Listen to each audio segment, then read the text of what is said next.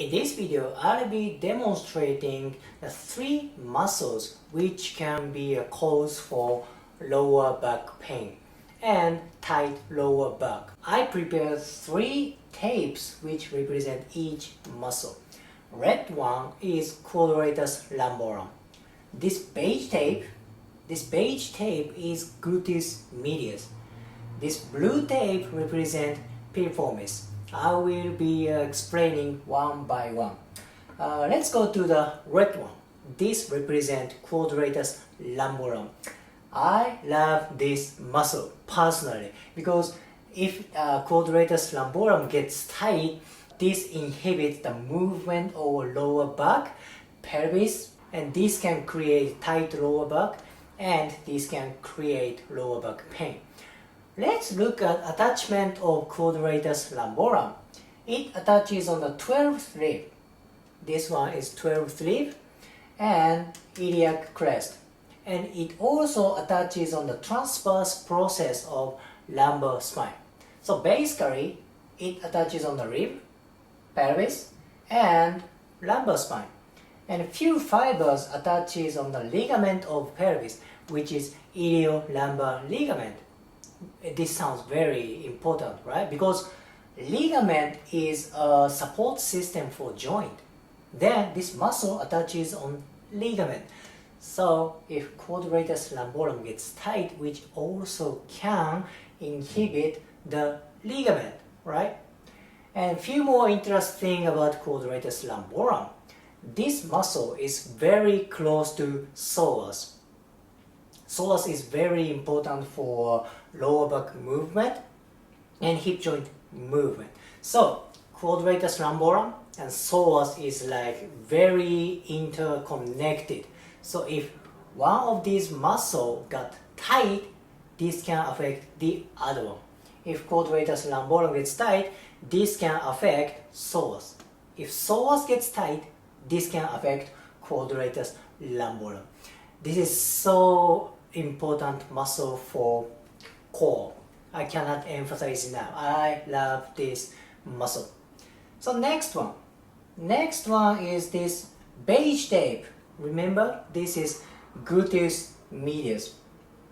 The main function of gluteus medius is moving hip joint.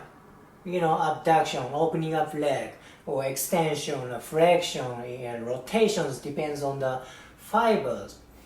If gluteus medius gets tight, this can inhibit movement of hip joint. Then why is this important for lower back pain? I will explain it. This attaches on pelvis as well, right?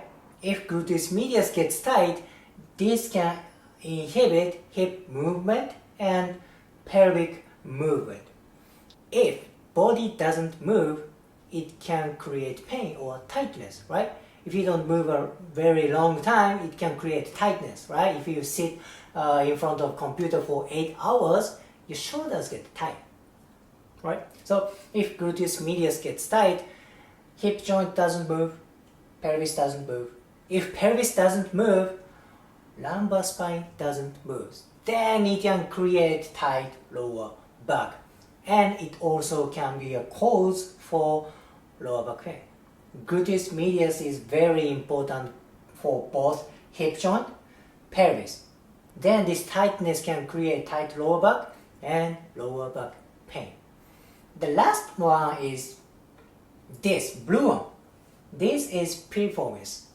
Piriformis attaches the anterior part of sacrum and femur. So this is also a hip joint muscle.